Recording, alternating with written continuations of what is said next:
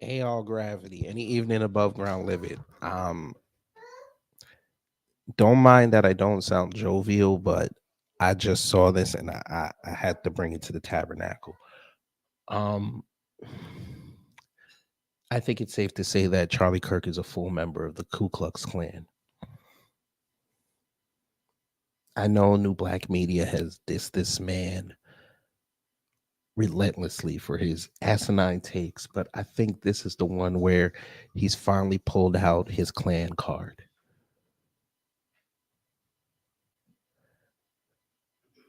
This man had the nerve to tweet something today, again, that I just saw. And we're going to get into it because I need y'all to understand that these are going to be the type of people that are going to be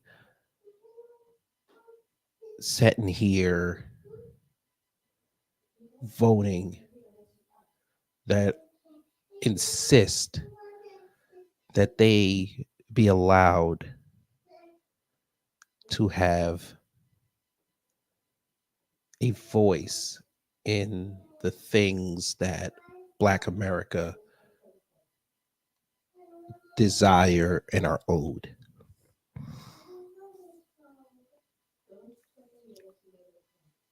And I know I've joked on here saying that the white vote will doom us all, but I'm being deadly serious when I say that. I know, again, I know I turned it into a meme, but I'm deadly serious when I say that.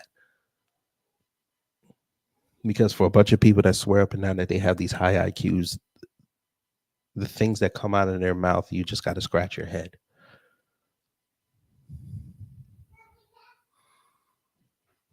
Sybil, hello. CRU, hello. Antithesis, hello. Lewis Knowles, hello. Denise, hello. Lehman Lucas, hello. Let's just get into this because and my kid is still up, so I'm trying to be really careful about what I'm gonna say. But I promise y'all, if I slip, it ain't my fault.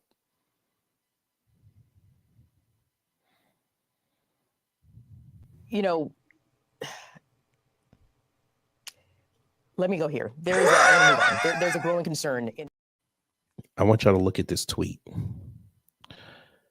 So I saw this after I woke up from my nap. And Charlie Kirk decided to go say this. He said Black undergrads can get into med school with far lower GPAs and MCAT scores than applicants of other races. Unsurprisingly, once they graduate, they're far more likely to fail as residents or require remedial intervention. So now a New England Journal of Medicine article wants an intervention to dismantle the overpolicing of Black residents. There is no rock bottom to DEI lunacy. These people are literally willing to kill you in the name of diversity. This man. So essentially what he's saying, per this New England Journal of Medicine article that is talking about why Black doctors are being overly criticized for their work and having to jump through more hoops than others. He's saying it's a crime now to actually have an investigation into why that is and to see what can be done about it.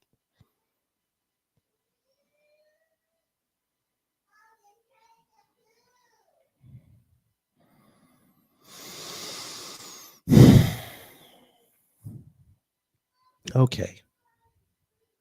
Okay. Okay.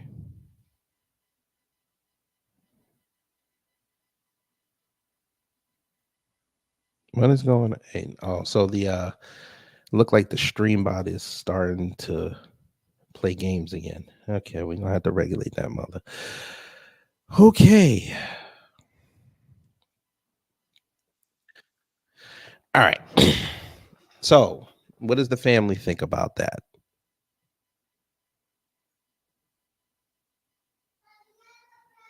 That wasn't a link, you retard. This Streamlabs bot's hilarious.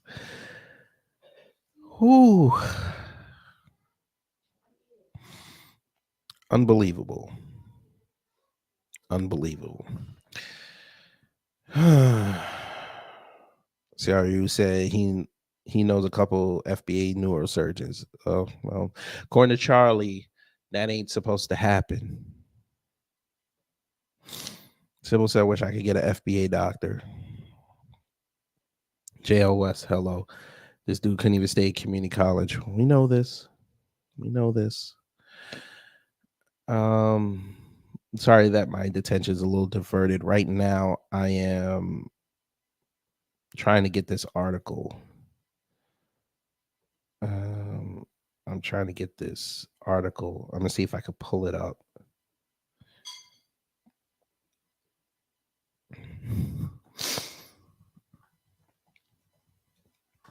Um, we're gonna, because I actually want to read this. I actually want to read this. Let's see if this will actually work. Nice. We're in. Okay. Now let's see if Charlie actually read this article. We're gonna see. We're gonna see.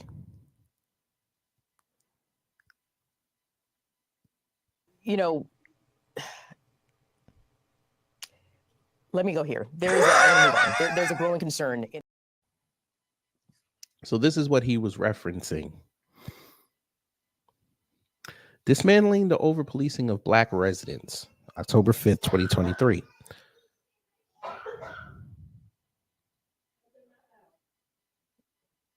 Just wanted y'all to make sure. See? Same one. He put free preview. Free preview. Free preview. So you didn't even read it. You couldn't even have enough balls to go outside and say, let me at least get a free account. You didn't even do it. All right. This is them. This is the high IQ people.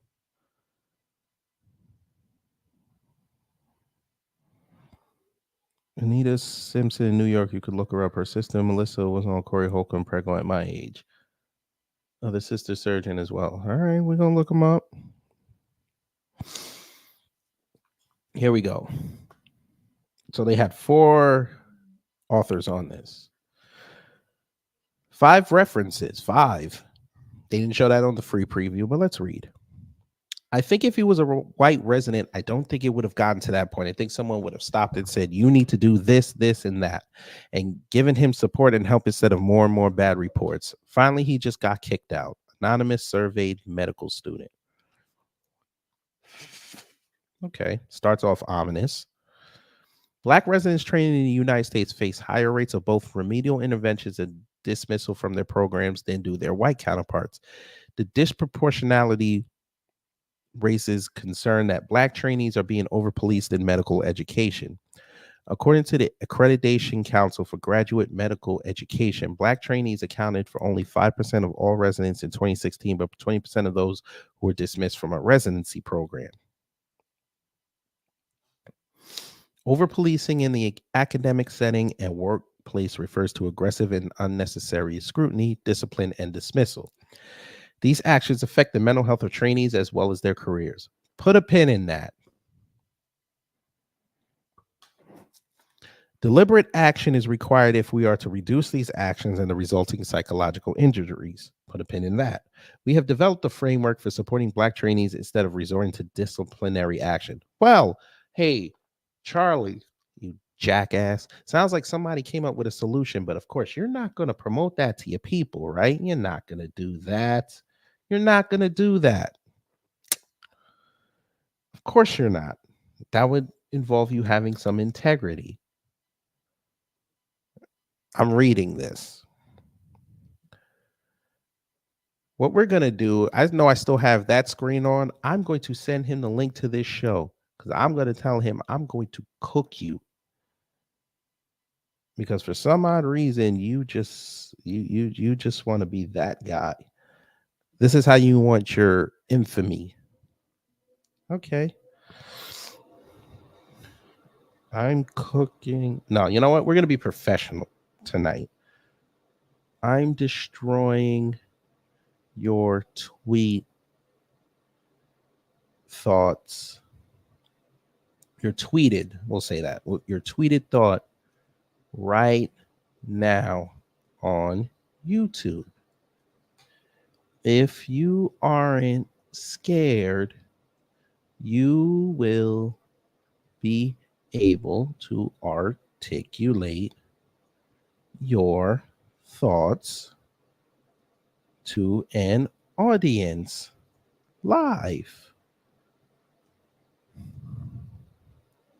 We do that. We know he ain't gonna come, but just figured I'd throw it out there. Back to this. Here we go.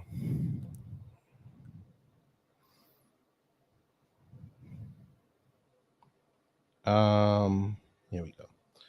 I'm gonna I'm gonna go back one. All right, here we go. Over policing of black students beginning in primary education and continuing through high school has been well described. The 2013-2014 Civil Rights Data Collection revealed that black children represent 19% of U.S. preschool enrollees, but 47% of those who are given out of school suspensions. Black students are also more likely than their white classmates to be labeled by schools as having an intellectual disability or emotional disturbance, and more likely to be removed for disciplinary purposes, which we have learned is their cop-out to get rid of black students that either they don't understand or way past the rest of the class, and they're even smarter than the teachers, and we know you can't be smarter than the teacher. More research needs to be done to describe the persistence of increased scrutiny and discipline for black students in college, medical education, and the workforce. In graduate medical education, biased scrutiny begins at the start of residency interview season with the use of metrics that have been shown to disadvantage black applicants in the residency selection process. United States medical licensing exams, clerkship evaluations, alpha omega alpha status, and even letters of recommendation. Once black trainees arrive in residency, they often find themselves the sole person in their program who identifies with a racial or ethnic group that is underrepresented in medicine, or at best one of a few. The solitariness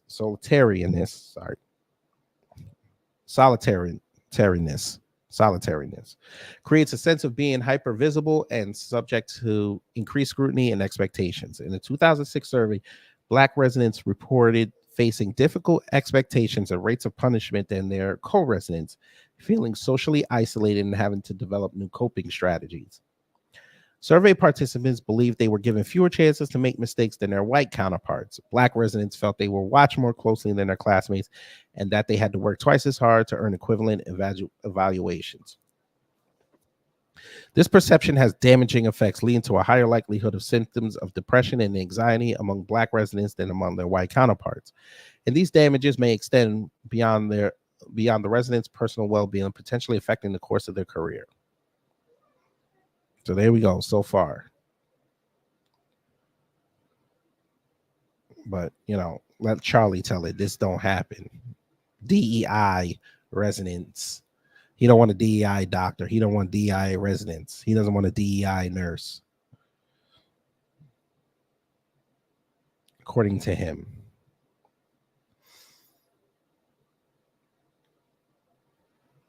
Must be nice. Black residents have been shown to be disproportionately placed on remediation plans and on probation.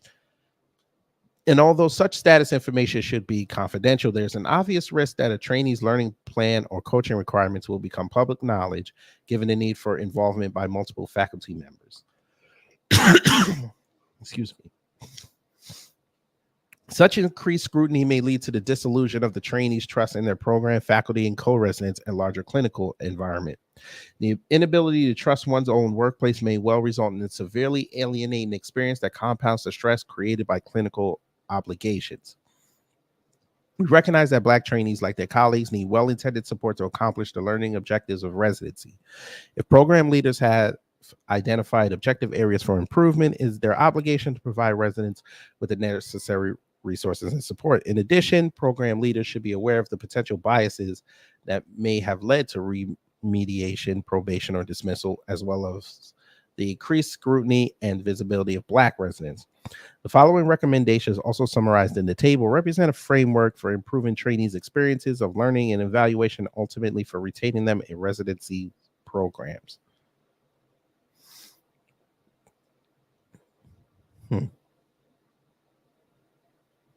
Okay, hold on. Shit. I think I fucked up. Crap, I fucked up. Okay, good. We got it back. Get off. Let's see. Can you expand this? Okay, cool. Framework for improving the clinical, academic, and professional experiences of trainees in need of support. All right, let's see. Maybe it's here. First, transparency is critical in providing residents with feedback and individual plans. Efforts should be made to ensure that the trainee fully understands the evaluation and remediation processes, including the potential for their dismissal. Use of objective measurements, such as clinical metrics and exam scores, will also increase trainees' level of trust, which is essential to the success of any educational intervention. The subjective nature of the evaluation system opens up to the biases of the faculty and evaluators. If an objective measurement of deficiency is being used, that information should be disclosed to the resident. Program leaders should use the same objective metrics to measure improvement in an area of deficiency and determine whether and to what extent the educational intervention should continue. In addition, trainees should receive de-identified data on the frequency of residents' requirements for similar support. Normalize a receipt of supplemental health will reduce the stigma associated with needing support. In general, program leaders should reinforce for faculty the concept of non-punitive education and the principle that residency is an opportunity to learn. Imposing punitive measures for knowledge gaps or berating a resident for an unintentional mistake is unacceptable. Residents should be allowed to learn without fear of retribution. Psychological harm and fear resulting from inappropriate punishment can silence residents and lead to increased anxiety and stress, which might well worsen their performance. Although remediation plans need to be verified and approved by program leaders, residents should be empowered to advocate for themselves. Keep a pin in that. They should know that their voices are welcomed in the development or execution of their educational plan. More broadly, feedback should be solicited from trainees regarding the quality of the educational content.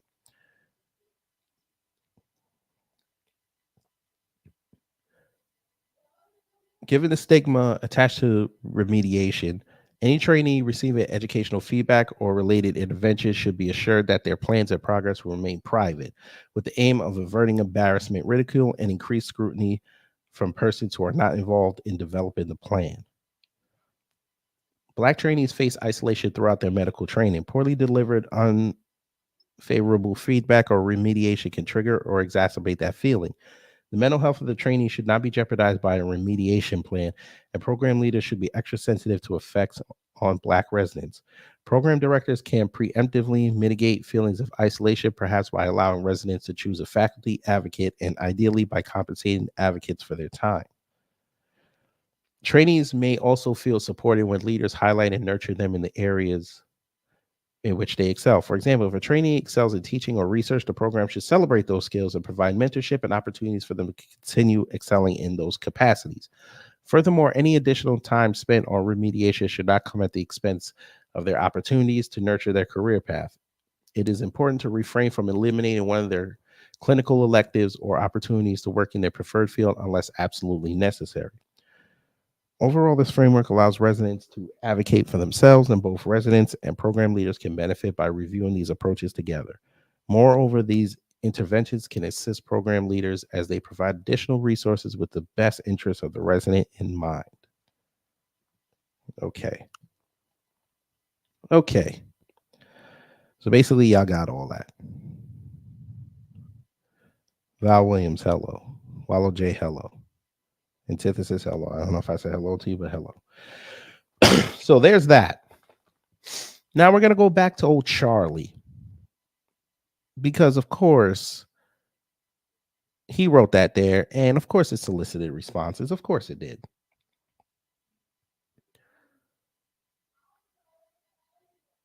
Here we go. First one, self-defeating because people avoid black doctors due to this policy of DEI. So the high IQs always need something, some acronym to mobilize. It's kind of funny, but it's mostly sad. If blacks were held to the same standards as other races, I would have no problem seeing a black doctor, but I will not be a victim of DEI. Okay. Let's just go back to admission, hiring, and promotion based upon the merits. Oh, now you want a merit-based society. Yeah, well, okay. All right. You want a merit-based society when you guys skirt merit, but okay, sure. Sure, Danny. Who do you want performing surgery on you? The best doctor or the one hired based on their skin color?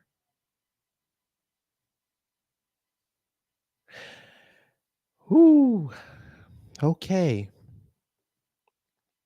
You mean kind of like the ones who you see their last name and you just assume that they're the best because of stereotypes? Oops, probably shouldn't go there.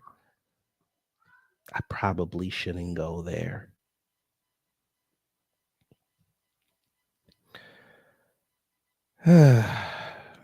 they even they've even gone as far as to find message boards.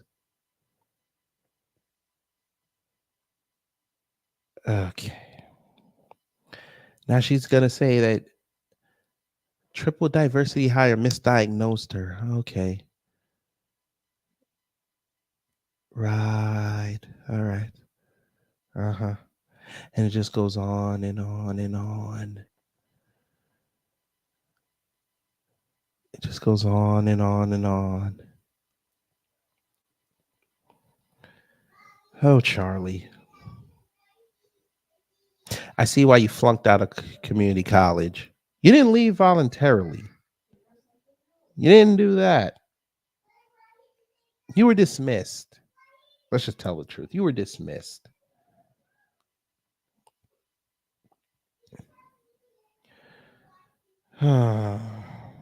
Look, here we go. Y'all don't understand that more than half of the black students, residents, and doctors you see originate from countries like Nigeria. The hustle, integrity, and moral standards of these guys far exceed that of many young Americans today. Saying this as a competitive student myself, I've been nothing but surprised by their intelligence and diligence. They seriously are some of the best in our class. So don't judge a book by its cover when you've never been through the medical curriculum. If you don't have what it takes to get that MD, you won't get it. Those who don't make the cut drop like flies, regardless of race. Okay, so Nigerians are going to be the model minority. Okay. Ooh, Torian, hello. Yeah, your favorite cocksucker is on the screen. Yeah, I know, I know. You were like, oh, he lied. What he talking about? And then you saw this, and you were like, what the fuck? What was the bullshit he said? Now, yeah, he said some bullshit. Yeah, valid. Ignore the bot. I'm gonna fix him. Ignore the bot. I don't know. He on some bullshit right now. I don't even know what's going on with him. But yeah, he said that he doesn't want a diversity doctor. Okay, motherfucker. Whew.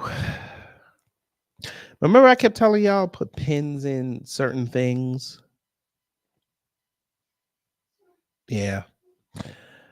Well, we found us a lovely article that actually articulates what he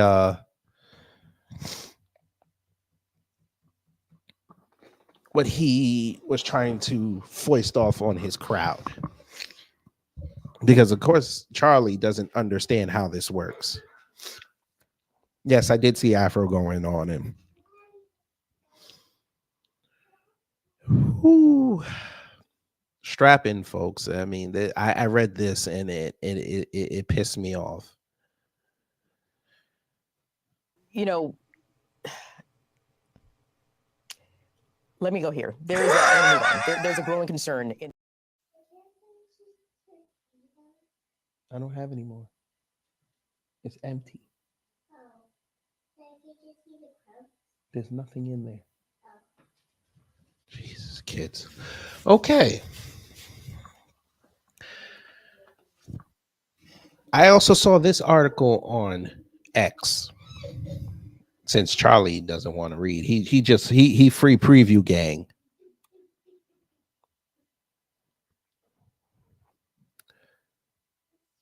It says a stat investigation.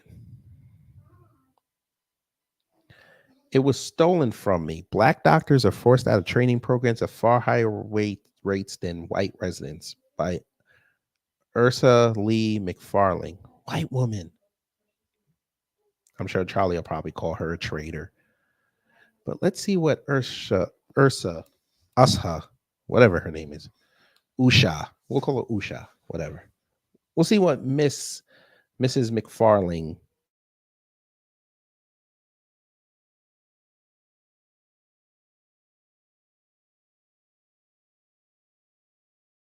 of Haitian and Jamaican parents in Miami, one an auto parts clerk, the other a nurse.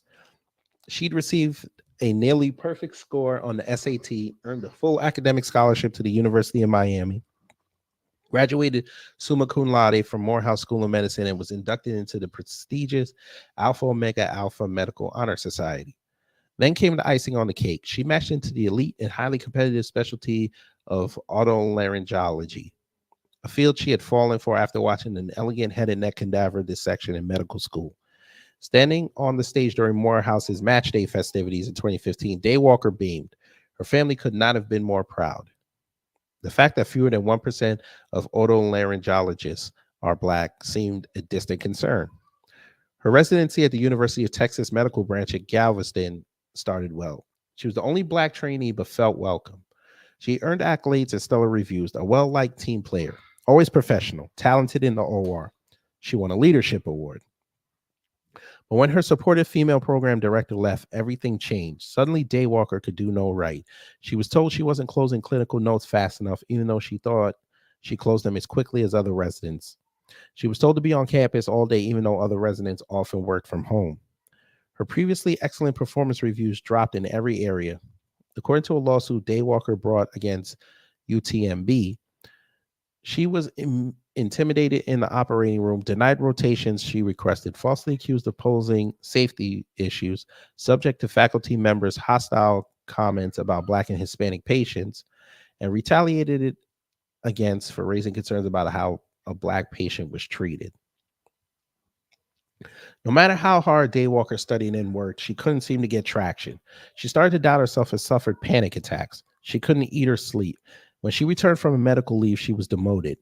Quote, I saw my wife going from being a super confident, growing superstar in terms of medicine, she's 10 times better than me, to just getting by, waking up anxious and depressed. It was really hard to watch. Her husband, Mark Kwan, family medicine attending physician at a health center outside of Houston, told Stat. After more than 3 years of training, she left the residency in 2018. While she was not fired, the Texas Workforce Commission ruled she had been constructively discharged, meaning her workplace situation was so intolerable she had no choice but to leave. What's painful is I wasn't allowed to make that choice for myself, she said. It was stolen from me. Daywalker is not alone. A stat investigation found that Black residents either leave or are terminated from training programs at far higher rates than white residents. The result of this calling, long hidden, dismissed, and ignored by the larger medical establishment, is that many Black physicians have been unable to enter lucrative and extremely white specialties such as neurosurgery, dermatology, or plastic surgery.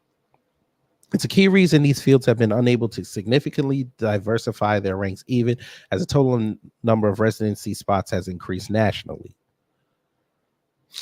Stats spoke to more than a dozen Black residents and former residents who said they had been fired, forced out, or had withdrawn from residencies under duress. Many said they received unclear communication about what they had done wrong, were written up for transgressions that went unpunished for white residents, and were given little chance to address missteps or defend themselves. They called the appeals processes they had access to laughable, and said their institutions, including human relations departments and offices for diversity and inclusion, did little to help them. Being a doctor is not easy, and some percentage of trainees, regardless of race, are appropriately dismissed because they are not up to the job and might pose safety hazards to patients. The question is whether racism and bias cause some qualified residents to be unfairly dismissed. Data on residency dismissal by race has not been routinely collected by national medical organizations and are frustratingly difficult to locate. But the few numbers Stack could find are startling and lopsided. While Black residents account for about 5% of all residents, they accounted for nearly 20% of those who were dismissed in 2015, according to an unpublished analysis by the Accreditation Council for Graduate Medical Education.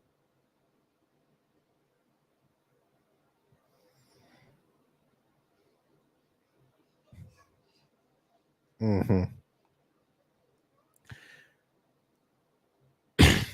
The analysis showed in every field examined, including specialties that have historically been more welcoming to Black physicians, such as family medicine and pediatrics, Black residents were dismissed at rates higher than white residents. The same analysis showed that within the field of surgery, 12% of Black residents were dismissed in 2015, while just 2% of white residents were. ACGME officials cautioned that the analysis should be viewed with caution because the numbers of Black trainees is so small.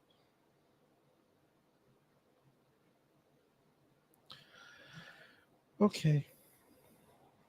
In the more elite medical specialties, the numbers may be even bleaker. A 2020 paper found that people from groups underrepresented in medicine make up 6% of residents in orthopedic surgery, but 17 of those dismissed. In neurosurgery, the numbers terminated some years are higher than 20%, says Owaicho Adogwa, an assistant professor of clinical neurosurgery at the University of Cincinnati, who last year co-founded the American Society of Black Neurosurgeons to help stem high attrition rates. Only a handful of those who leave neurosurgery training programs are able to find spots in new ones, he said. Most switch to other specialties, often non-surgical, while some leave medicine altogether, still carrying the massive debt of their medical school loans.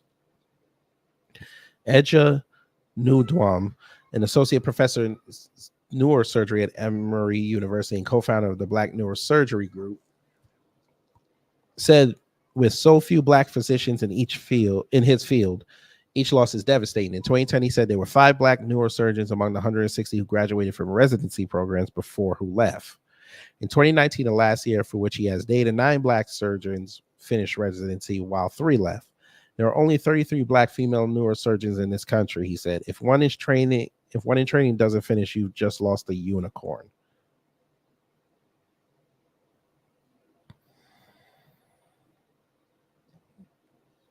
While much attention has been placed on increasing the number of Black students who enter medical school, little focus has been placed on how many people are lost during residency, the critical tail end of training, when young physicians are vulnerable to subjective evaluations that can be tinged by bias. Many say they are pushed out of elite surgical specialties towards family medicine or pediatrics, where faculty tell them they are needed without regard for the type of medicine they'd like to practice. To Adogwa, it's a clear sign of gatekeeping. Why should we care? Adogwa asked. Because we are destroying the lives of these individuals, and because we know when providers don't match the population, care suffers.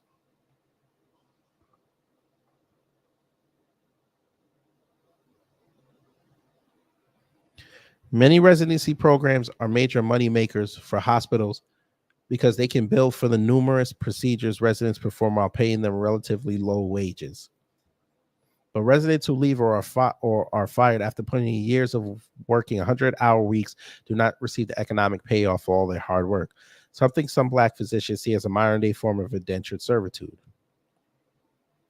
Looking back on her experience, Daywalker, who has spent more than $50,000 on her lawsuit since it was filed in 2020, feels she may never have a fair chance because of her race. Despite her impeccable credentials and clear intelligence, she feels leaders of her program did not believe she could be an otolaryngologist because of the color of her skin. Maybe, said the soft-spoken Daywalker, it was simply existing in a space where people like me are traditionally kept out. A spokesman for UTMB said he could not comment on personnel matters, but that the institution is committed to a work and learning environment that supports a culture of diversity and inclusion in which all individuals are treated with respect and dignity.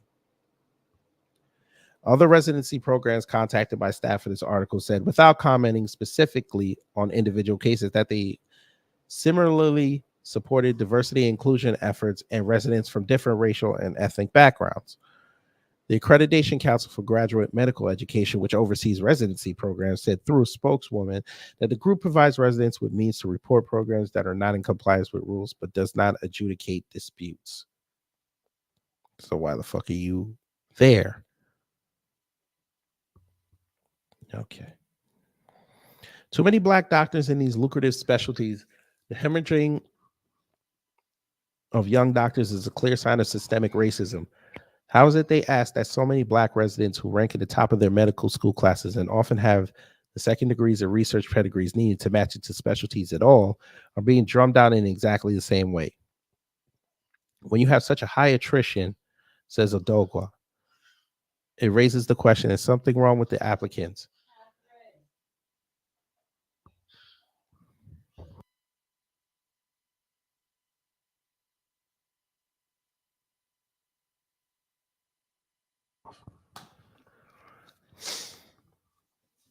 Is something wrong with the screening? Or is something wrong with the system? Adogwa says it's the latter and points to unconscious bias by the mainly white faculty members who run residency programs as a significant factor. If it happens with other residents, the response is, that's why they're trainees. This is what residency is for, to make mistakes. If it happens with a black resident, the response is, they're incompetent, says Adogwa. Black residents also told Stat they often felt isolated. Many said they suffered mental health crisis, sorry. And two told Stat they were so despondent they had considered suicide. Suicide is the leading case of death among male residents, according to a recent study that did not analyze the numbers by race or ethnicity. 3 foreign residents at a Bronx hospital died by suicide last year, allegedly over abuse they received from supervisors. Foreign residents face the additional stress of worrying about losing their visas and being deported if they are terminated. Jonas Adalis, a black resident from Haiti who left his internal medicine training in Boston last year after what he described, as a lack of support and unfair punishment, told Stat he became frantic and suicidal. Even if you are the worst intern in the world, you don't deserve to be treated like that, he said. In a statement, leaders from Boston Medical Center said they could not speak about individual residents, but said they valued the diversity and life experiences of their residents, and through recruitment efforts, 20% of the residents and fellows the hospital had trained were from groups underrepresented in medicine, a number far above the national average, and that they provided numerous programs to support residents and counter bias. I feel like this is a lot of bullshit.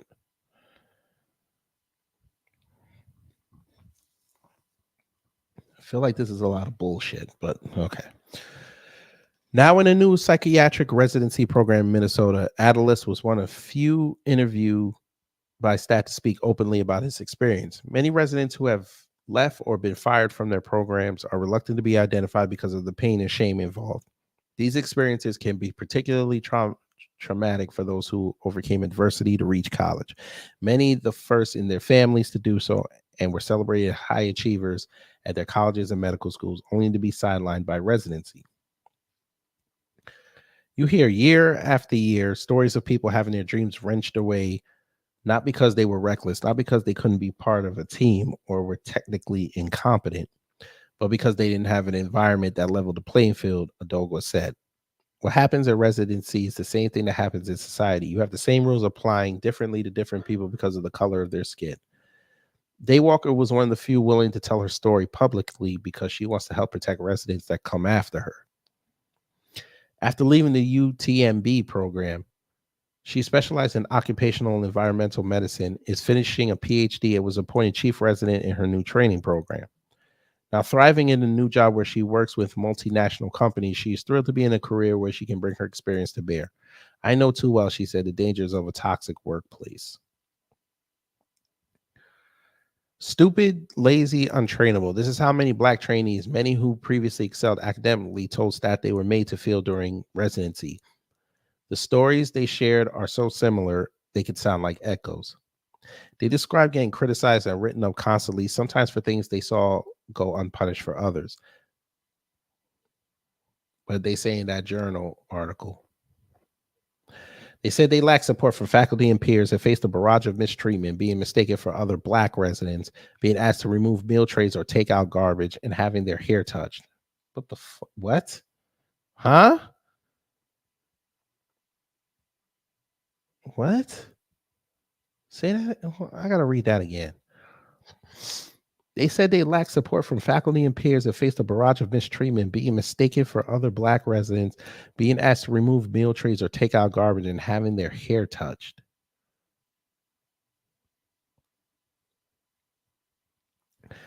They started to get anxious and lose sleep. Instead of getting more support and training after making a mistake, they faced higher scrutiny, over policing, and more negative reports. They were put on probation but were afraid to ask for help. Then they were quietly asked to leave. That is the playbook, says Adogo. He calls it the death spiral. Such was the case for Fatu Kanta. Kanta left Sierra Leone in 1999, a teenage war refugee. She graduated from Magnet Health Sciences High School in Houston, earned a chemistry degree from Princeton University, committed to becoming a physician after seeing the immense medical need during a trip back to her homeland. She says she struggled at Rutgers Robert Wood Johnson Medical School due to her parents' divorce, but earned top scores on the Step 1 board exam used to assess mastery of scientific material and became awestruck by neurosurgery. There's nothing so amazing as seeing the brain pulsate, she told Stat, and being able to navigate through that delicate environment. But her residency at the Medical College of Wisconsin was rough from the start. She felt she couldn't do anything right. I was told I was talking too loud, and I was told I was not talking enough, she said. She said she was written up for minor transgressions that went unpunished for other residents. She said she wasn't clearly told what she was doing wrong or how to fix it. She tried to remedy the situation by doing what she always had done to succeed. She woke up at 3 a.m. to study and studied more after her shifts ended, but it didn't help. She said she stopped being given the chance to do procedures. Those opportunities to learn that others were given, I wasn't, she said. I had no help and I was scared to ask for help because they would use that against you. She left her program in June 2020 with both her spirit and her heart broken. You're getting people who truly love something to do something else. What? You're getting people who truly love something to do something else. I feel like they wrote that wrong. Okay, fine. You're getting people who truly love something to do something else, to settle for something they don't love, she said. You know how painful that is. The Medical College of Wisconsin affiliated hospitals did not address Kanta's complaints directly, but confirmed she resigned and said through a spokeswoman that it's committed to fostering diversity, inclusion, and equity and support of all of our learners. Stat spoke with someone who was president of the residency program at the same time as Kanta to verify her claims. This person, who asked to remain anonymous so they could speak freely, said neurosurgery training can be brutal and that Kanta definitely should have received more support and feedback early on before it became too late to save a residency spot. The person confirmed that discipline in the program is uneven and that other residents had not been written up for mistakes or violations such as lying. But the individual also did not think race was the major factor in Kanta's dismissal and said that while Kanta is extremely bright and hardworking and was well liked, she had made missteps that was dismissed because she was seen as having trouble prioritizing tasks or presenting information efficiently, skills that are critical within neurosurgery. These starkly different views of one residency experience show the difficulty of sorting through issues of race. What one person sees as someone falling short of valid standards and justified dismissal, another may see it as bias, as judging someone poorly, intentionally, a lot because of their race.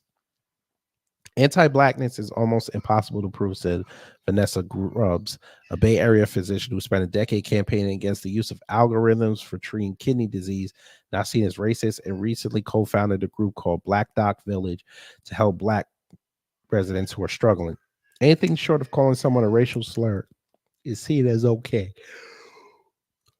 Huh.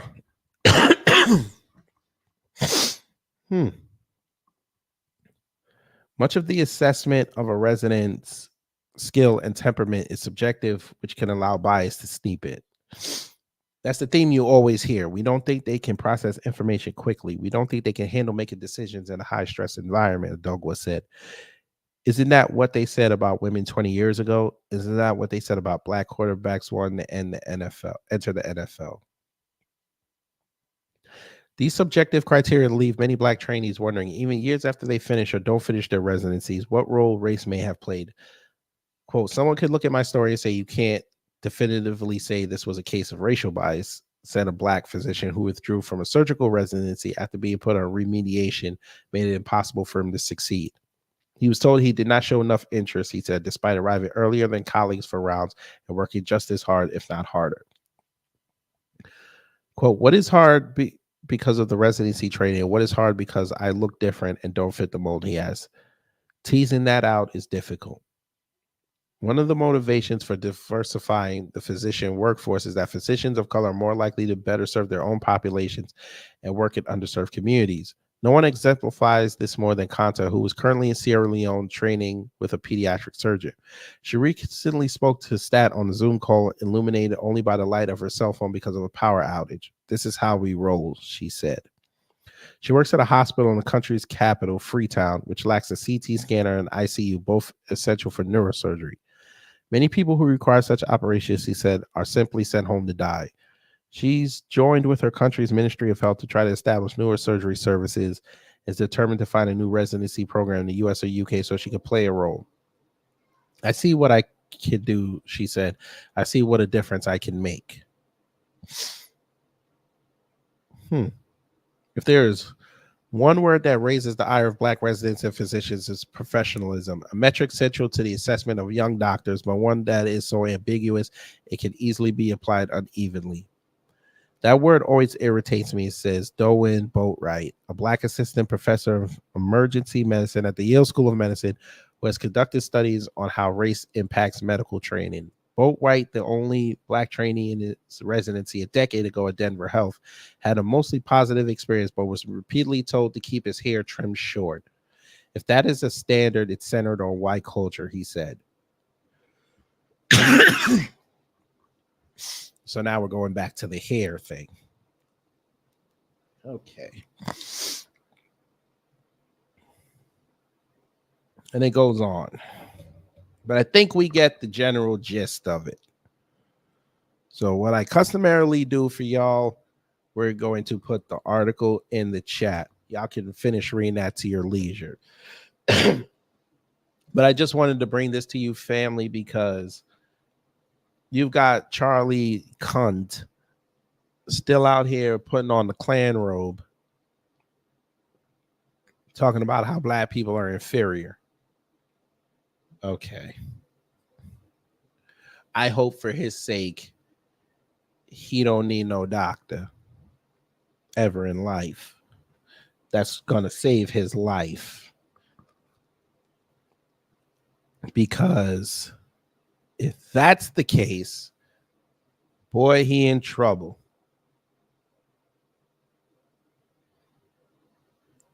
Because as soon as he sees that that person is black, he's gonna want to kick the bucket. I'm sure he's gonna go into the operating room kicking and screaming.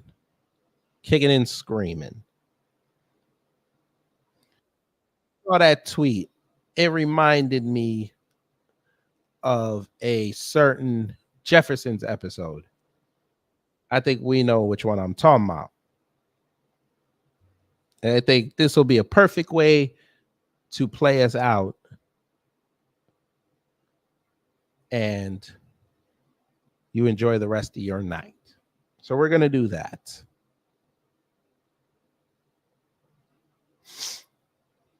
You know,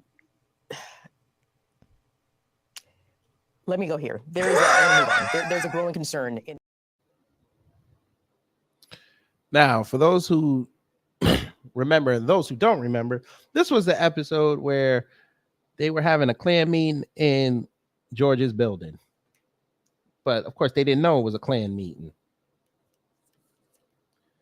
And the Klan leader, I guess you could call him, fell out. Basically, he had a stroke. Yes, sir. We're going to watch this because this is exactly what inspired the thumbnail, but it's also they're bringing sentiments from 45 years ago out here to the streets again. So let's see what happened in this. Fair use. Well, does anyone know what to do? Please.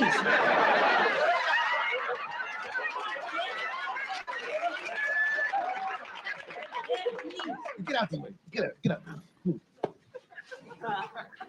on, wake up. Well, Benny, go find help quick. Right.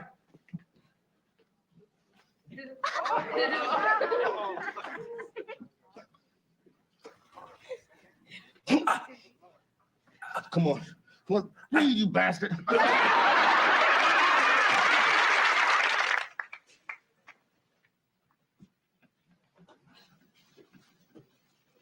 Mr. J, do you realize what you've done? Yeah, a real stupid thing.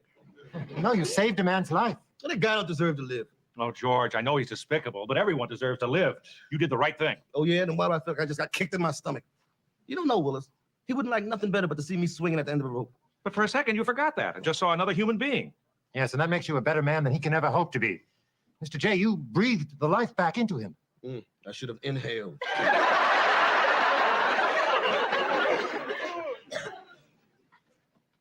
Mr. Jefferson. What do you want? Well, I just wanted to thank you for saving my dad's life. Oh, forget it.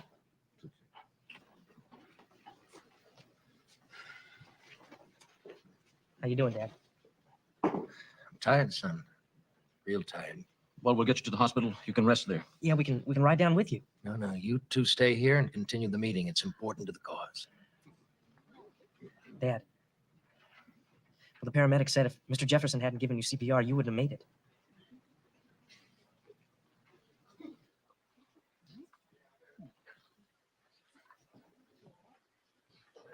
He saved my life? Yeah.